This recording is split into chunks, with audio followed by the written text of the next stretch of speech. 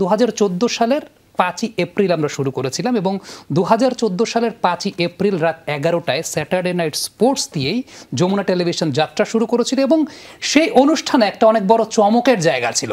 Jamuna television একদম প্রথম দিন সবচাইতে বড় চমকটা সেই বছরে নিয়ে এসেছিল।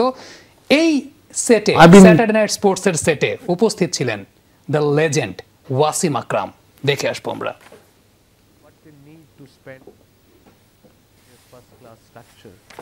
And my request to Cricket Board is that's where your money should put your money in, and not now, maybe in 3 years Wasim আকরাম সেই সময়টায় ছিলেন, আমরা যেমনটা দেখতে পাচ্ছি একজন দর্শক। সেই সময়টায় তখন এই অনুষ্ঠানে দর্শকদের কল করার সুযোগ ছিল। ওয়াসিম আকরামকে জিজ্ঞেস করেছিলেন যে ভালো ক্রিকেটার হতে হলে কি করতে হবে। ওয়াসিম আকরাম সেইভাবে উত্তর দিয়েছিলেন। তার এক এক্সাইটিং মোমেন্ট ছিল ডেফিনেটলি যমুনা স্পোর্টস টিমের জন্য। আমি সানজানা এবং শুভর কাছ থেকেও জানবো যে একটু নিজেদেরকে আনলাকি মনে হয় কিনা যে এখন তো ওয়াসিম আকরাম কে আমরা পাইনি গেল 10 বছরে, বাট এই চ্যালেঞ্জটা আসলে কিভাবে ওভারকাম করা ছিল Tarek? Wasim Akram, the great Wasim Akram was here.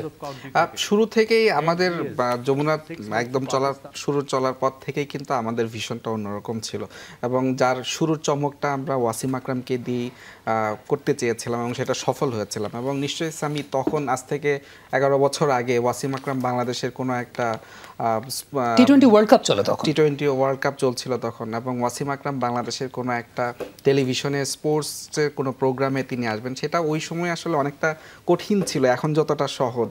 কিন্তু তিনি এসেছিলেন এবং আমার মনে আছে এই সেটাই প্রোগ্রামটা হয়েছিল। আমিও খুব এক্সাইটেড ছিলাম এবং তিনি নিজেও খুব খুশি হয়েছিলেন। এখন আমরা পাকিস্তানের অনেক হয়তো স্পোর্টস শো দেখি, এ স্পোর্টস বা অনেকগুলো ইদানিং তাদের, এবং ওয়াসিম আকরাম সেখানেও থাকেন। তখন কিন্তু পাকিস্তানে ওরকম প্রোগ্রাম বা এই স্ট্যান্ডার্ডের প্রোগ্রাম হয়তো খুব বেশি ছিল না। তিনি খুব প্রশংসা করেছিলেন এবং তার সময়টাও খুব ভালো কেটেছিল। নিঃসন্দেহে যমুনার যারা শুরুর দর্শক ছিলেন তাদেরও কেটেছিল, আর আমরা যারা বিহাইন্ড দ্য সিনে ছিলাম এরপর অনেক সেলফি তুলেছিলাম, সেই সময়গুলো আসলে খুব আনন্দের ছিল। এদিক থেকে আমার মনে হয় যে সেই স্ট্যান্ডার্ডটা যমুনা টেলিভিশন এখন পর্যন্ত হয়তো ধরে রাখতে পারে। এবং সেই 2014 সালে সেই দিনটার কথা যদি বলি, সেই সময়টায় আমি অন্য আরেকটা ডিপার্টমেন্টে কাজ করতাম যমুনা টেলিভিশনের, এবং ওয়াসিম আকরামকে দেখে খুব চেষ্টা করেছিলাম এই স্টুডিওতে ঢোকার জন্য, কিন্তু আমাকে কেউ সেই স্টুডিওতে ঢুকতে দেয় নাই। এনিওয়ে সেটা আমার একটা আক্ষেপের জায়গা, তখন ছোট ছিলাম। সানজানা, একটু কি আফসোস হচ্ছে ওয়াসিম আকরাম?